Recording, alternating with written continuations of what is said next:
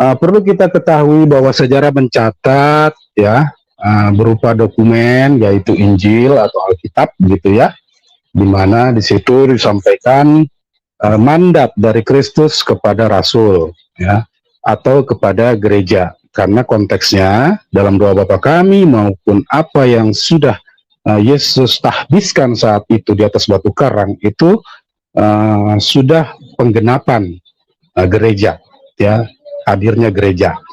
Bentuknya sudah kita lihat dalam pengajaran itu bahwa sang rasul itu dibawa kemana-mana. Ada yang staf keuangan, ada yang staf ini, itu, dan seterusnya ya. Itulah kira-kira gereja awal yang belum terbentuk tertata. Dan lebih lagi disakralkan dengan peristiwa Pentakosta. Sehingga nubuat tentang hal itu atau gereja yang diturunkan ya sebagai sarana kita, keselamatan kita, itu jelas ya bagi Katolik. Lalu di dalam ayat yang sama sekitar itu disampaikan pula bahwa kepada Petrus diberikan kunci kerajaan surga ya, sekaligus tongkat ya. Perhatikan, ada kunci, tongkat, dan kursi sebagai tahta dari Petrus sebagai sang rasul utama ya.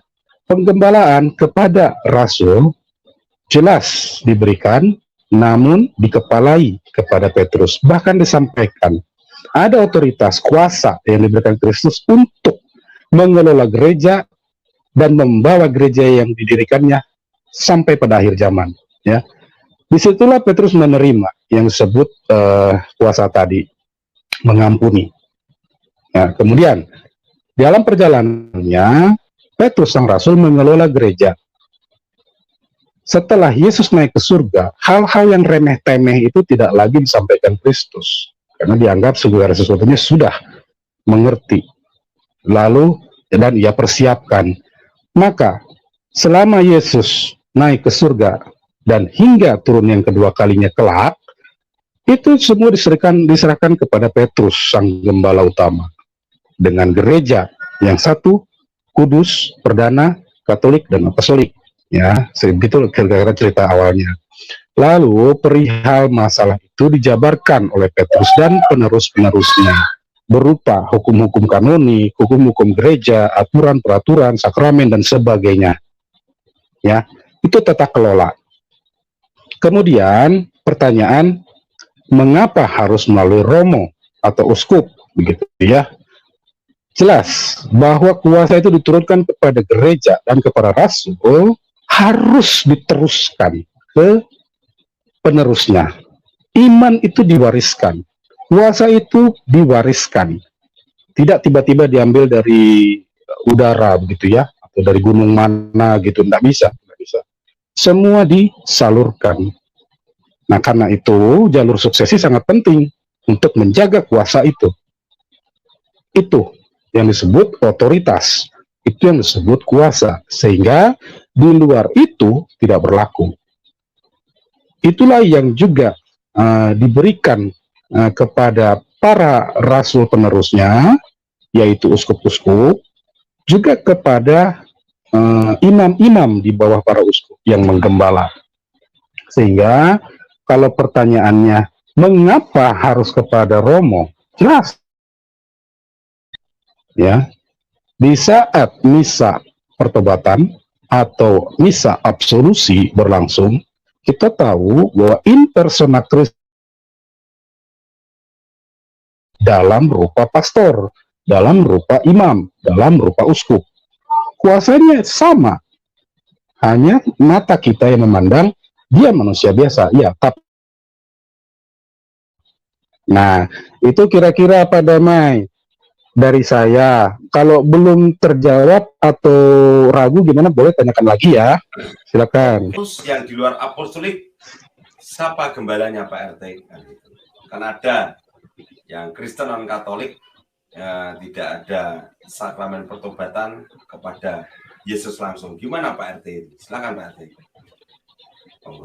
Ya, bicara apostolik dengan perbandingan tentu harus kita melewati sejarah dulu Pak ya. Jadi ketika peristiwa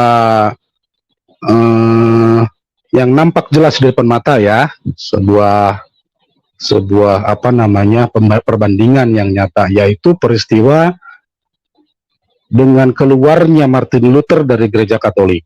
Ya, sebagai imam, ia tidak patuh, ia tidak taat, ia bahkan membangkang. Kuasa yang sama bisa berbalik kepada sang imam ketika dia sudah tidak taat kepada otoritas. Ingat, kuasa itu berlaku ya kepada gereja, kepada uskup, sehingga anatema yang diberikan oleh uskup itu sangat ampuh, Pak, untuk menyingkirkan orang tersebut. Nah, dari situ saya jabarkan, ada kemunculan orang-orang yang mengklaim sebagai Kristen. Mereka mengklaim juga pembaca kitab yang sama, ya itu boleh-boleh saja, ya. Tetapi sebagai Katolik mesti jelas dulu sejarah ini, bahwa ketika Alkitab itu dikanonkan, itu yang mengkanonkan para uskup yang berkonsili, bermuktamar. Mereka memutuskan imannya harus seperti apa, kanon-kanon apa saja yang harus dibukukan.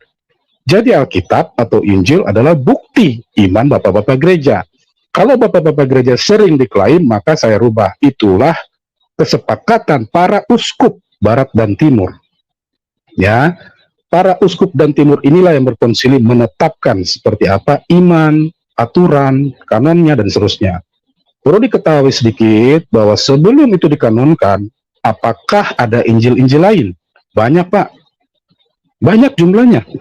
Bahkan kita kenal disebut Injil palsu. Dan kita mengenal di abad ke-7 itu termasuk, Pak, Injil palsu. Tapi karena cerita maupun kewibawaannya tidak bisa dikaitkan menjadi sebuah iman bersama pada saat itu, maka ditolak. Sumbernya tidak jelas, ditolak. Maka yang sudah dikanonkan, dipastikan itu adalah bukti iman Katolik atau iman gereja perdana. Kembali lagi saya ke peristiwa Luther. Karena Alkitab itu sebagai bukti, jangan dijadikan dasar iman. Keliru. Maka isinya sebenarnya sama dengan iman Katolik, tetapi cara menjelaskannya kemudian amburadul. Nah itu Pak kira-kira yang disebut perbandingannya. Maka sekarang saya kaitkan kuasanya bagaimana, sama Pak dengan tadi. Ketika Martin Luther ditendang keluar gereja Katolik, ya, ia posisi terakhir sebagai imam, tidak bisa menahbiskan imam lagi, bukan uskup. Maka setelah Martin Luther tewas, selesai imamatnya. Bahkan selama dia hidup pun, dia tidak bisa menahbiskan penggantinya. Maka setelah itu iman berikutnya yang ada pada saat itu sekitar Luther, bisa dikatakan palsu. Demikian Pak.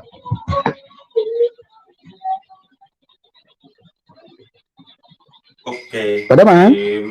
Terima kasih Bapak Ketua Lingkungan. Keren banget ya. Anak-anakku yang tampan dan cantik dalam pengajaran umat awam Katolik. Kevin sudah dijawab ya Kevin, tapi tadi Kevin bertanya lagi nih Pak RT, menegaskan mungkin ini statement Kevin. Om RT, tapi kalau mengaku dosa langsung ke Tuhan bisa juga kan? Ya, silakan Pak RT, monggo. Iya bisa, tapi kita berdasarkan pemikirannya seperti apa dulu. Kita mengetahui ya bahwa Tuhan itu mengajar manusia, ya. Kemudian hadirnya bentuk-bentuk sejarah seperti kerajaan-kerajaan muncul, hierarki-hierarki, bahkan itu tertuang di dalam Alkitab kita, berupa Injil itu. Ada hierarki-hierarki seperti diakon, presbiter, dan seterusnya. Seperti tadi saya katakan mengenai otoritas, diberikan juga kepada Yesus. Jadi artinya, hal-hal seperti tadi yang sifatnya berjenjang, diteruskan, diwariskan, hierarki, suksesi, satu jalur, satu garis, dan seterusnya, itu jelas terkait dengan iman. Nah, karena itu, dengan pola yang sama, kita harus mengakui bahwa tidak serta-merta Tuhan itu bisa kita anggap seperti pola pemikiran modern ya, gitu ya. Tidak. Kita melihat di perjanjian lama untuk membakar ukupan, mempersembahkan, itu perlu seorang imam. Imam itu sebelumnya harus menghapus dosa dulu. Apakah itu sia-sia diberikan Tuhan? Apakah itu cuma cerita doang? Tentu tidak. Itu adalah tipologi. Itu adalah dasar kita untuk melihat apa yang diinginkan Tuhan. Tuhan mengajarkan hal itu melalui sejarah. Sehingga ketika Kain dan Habel mempersembahkan kurban, persembahan di atas batu-batu yang ditumpuk menjadi altar, mestinya gereja-gereja menunjukkan hal yang sama. Karena itu diajarkan. Maka kita mempersembahkan segala sesuatunya di altar. Demikian. Ya. Sekarang kalau pertanyaannya, apakah bisa langsung kepada Tuhan? Bisa, bisa. Tapi jangan sampai nanti kecewa. Ternyata tidak bisa. Mengapa? Karena sudah diberikan otoritas, sudah diberikan cara, diberikan pola. Kenapa kita harus langsung? Gitu loh. Itu kan namanya ego. Begitu. Kalau pengajaran-pengajaran seperti itu berdasarkan ego, penelitian sepihak tanpa melibatkan segala sesuatu ya yang sudah diberikan, yang sudah ada sebagai sejarah dan bukti, itu keliru, Pak. Nah, sama seperti begini ya. Kita sebagai Katolik harus yakin, harus percaya bahwa yang namanya rekonsiliasi itu adalah tema kekristenan utama, pengampunan, ya, perdamaian dari Tuhan. Dengan diberikannya kita seorang putra yang berasal dari Allah sendiri, firman-Nya menjadi manusia. Dialah Injil hidup itu, bukan Injil buku. Beliau, Yesus Injil itu, ya. Yang kita tahu dari cerita para rasul dipoto, dipotret. Nah, itulah Yesusnya. Apakah demikian orang berpikir sama Yesus itu? Belum tentu, Pak. Sebab nanti ada yang mengatakan, oh iya juga ini itu dan sebagainya ya, seperti ada yang mengatakan tritheis, oneness dan sebagainya. Keliru. Saya tegaskan bahwa cara pandang harus sesuai dengan iman yang diwariskan. Seperti itulah dinyatakan. Tritunggal ya sudah Tritunggal. Nah kemudian turun lagi ya.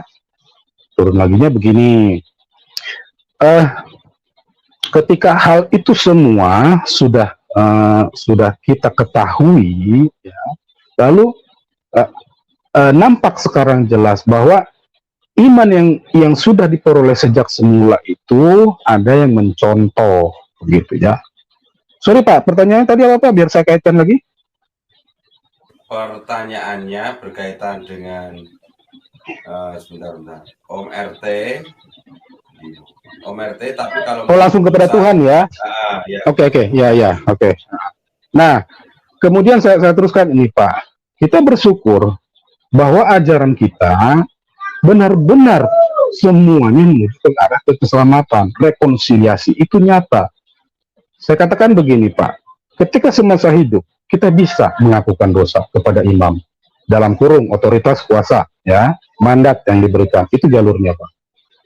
Itu pun kalau kita masih belum bersih, kita harus masuk ke api penyucian, di mana kita di situ dibersihkan dengan doa-doa dan silih-silih kita yang masih hidup di bumi, juga dengan bantuan doa para kudus. Ingat konteks ini, mata Tuhan memandang antara yang mati dan hidup, yang di surga maupun di bumi itu sama Pak.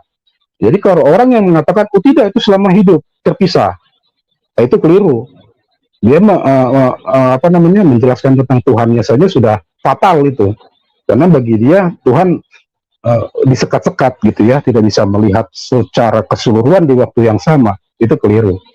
Nah, jadi dengan pengakuan dosa selama hidup di bumi, jika belum bersih masih di api penyucian, tentu kita punya keyakinan Pak, 1% saja kita punya kesempatan masuk ke dalam api penyucian, itu sudah merupakan surga di ujung sana.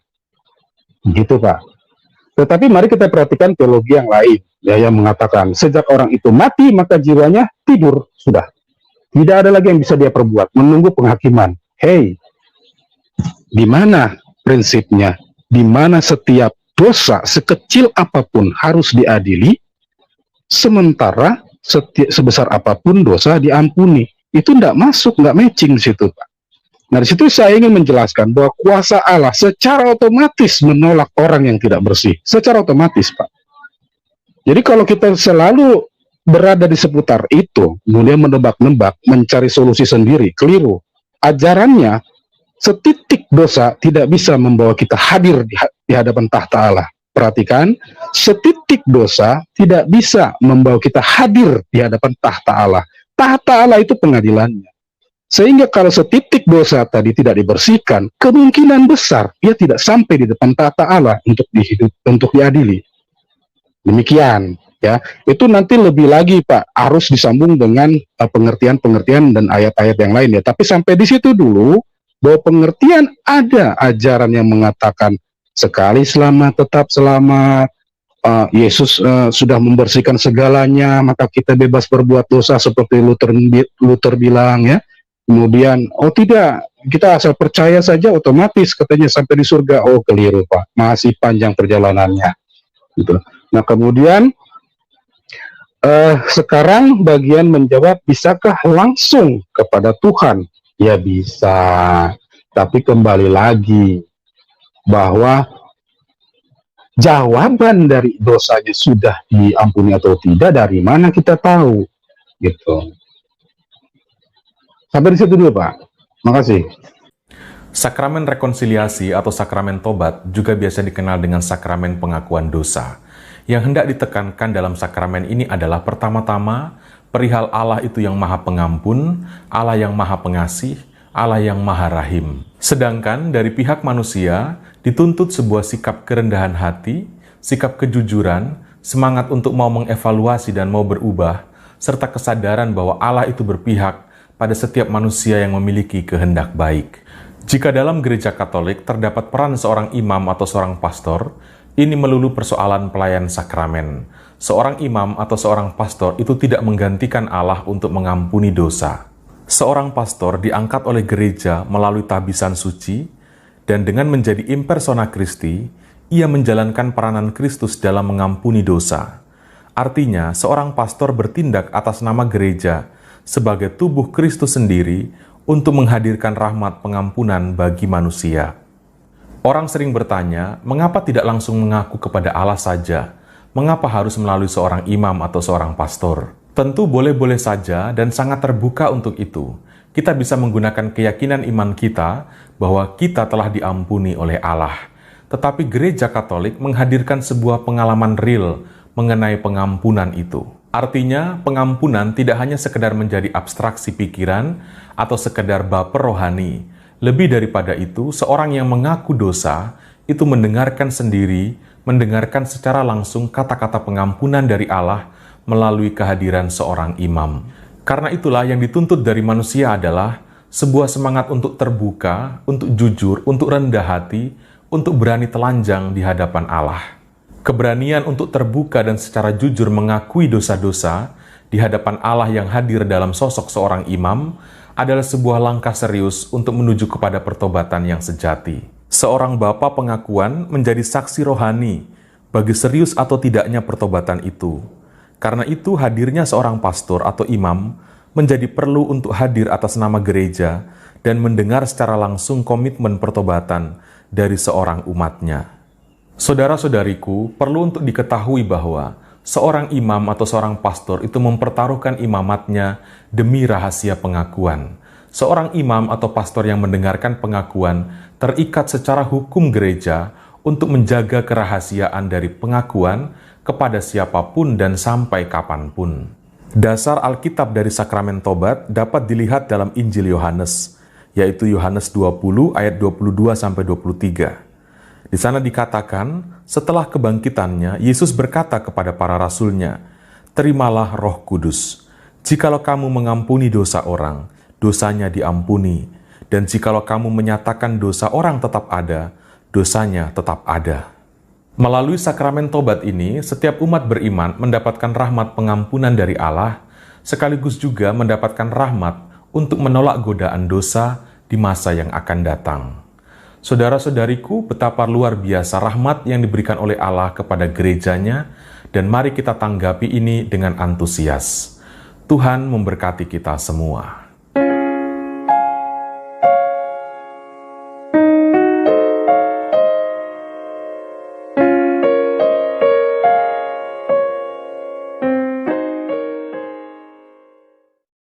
Silakan Pak RT, monggo. Ya, saya ingin menambahkan sedikit ya, Oke. terlintas tadi dalam pemikiran saya di luar dari yang disampaikan Romo Aba. Tentu kita paham keseluruhan isi Alkitab ya. Ceritanya sudah kita hafal, kemudian ada juga hal-hal di luar itu yang banyak juga diajarkan, seperti pengetahuan tentang demon, tentang malaikat, tentang semua hal lah ya. Nah, coba kita pikirkan dari semua itu. Saya percaya dan sangat yakin Tuhan kita menginginkan kita itu tertib, Pak. Ya, kita tertib, sehingga kalau kita lihat di surga pun malaikat ada tingkatan-tingkatan. Tentu kalau kita mengatakan tertib dan ada perbedaan, ada hierarki di antaranya, ada maksud Tuhan di situ. Ya. Tadi kan poinnya, pertanyaannya, bisa nggak kita langsung mengakukan dosa kita kepada Tuhan, kan gitu ya. Nah, kembali lagi dalam kacamata cara pandang Katolik, ketertiban itulah yang diciptakan Yesus, ketertiban itulah yang diciptakan oleh Tuhan kepada manusia, tentu harus kita gunakan. Ya. Permasalahan pengakuan sepihak bahwa ia dapat langsung mengakukan dosanya itu boleh-boleh saja ya dari sisi logika, ya, dari sisi logika. Namun kembali lagi dalam kehidupan beragama tidak serta-merta hanya logika, tetapi ada aturan main yang sudah ditetapkan. Ya, silakan di seluruh dunia dicari agama atau aliran mana yang tanpa itu semua. Ada ketertiban, ada hierarki, ada jalurnya, ada bagian-bagiannya, itu pasti. Saya tidak jauh lebih menjelaskan lagi supaya kembalilah itu semua kepada pemikiran masing-masing ya. Karena kalau terus kita perbincangkan kita yang sendiri ini bisa atau tidak, jawabannya ya pasti bisa. Karena itu tegak lurus dengan Allah. Tetapi artinya kita menyampingkan apa yang sudah Tuhan jelaskan, Tuhan inginkan kita perbuat juga. Jadi melakukan yang satu tidak membuang yang lain, ya. Kita lakukan juga seperti apa yang sudah digariskan, seperti yang tadi saya sampaikan di atas, hierarki, disiplin, aturan, dan seterusnya. Ya, tadi saya memang kurang bisa menangkap maksudnya ya. Setelah saya renungkan lagi, oh ya, akan saya sampaikan. Jadi kalau yang bersifat pribadi, ya, itu boleh Pak dilakukan. Kita meminta ampunan, pertobatan itu setiap saat kepada Tuhan. Ya, jangan nanti artinya hanya melulu dalam sakramen ini, tidak juga. Artinya yang tetap merupakan pertobatan secara pribadi diperlukan juga.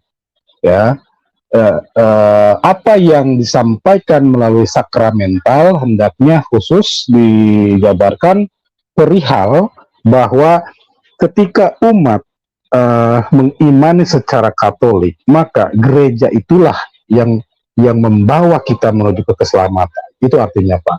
Jadi bukan karena usaha perorangan, ya. Karena kita tahu bahwa kemampuan orang untuk melihat kepada dirinya terhadap kesalahan dan dosa yang dia perbuat itu berbeda-beda Pak. Ada yang mengatakan bahwa satu hal itu boleh, tapi sebenarnya dosa. Ada yang mengatakan itu dosa, sebenarnya boleh. Nah, kebingungan-kebingungan seperti itu, persepsi-persepsi pribadi hendaknya bisa dilebur, ya. Pengertian tadi antara yang sengaja ia perbuat atau ketidaksengajaan ia tidak mengetahui bahwa itu dosa, itu yang mungkin tidak dipertobatkan oleh dirinya sendiri dengan Allah, maka itulah juga diberikan sakramen. Apa yang tidak disampaikan, apa yang tidak diketahuinya bahwa itu adalah dosa, bisa dihapuskan dengan pengakuan dosa atau sakramen tobat itu. Demikian Pak, makasih.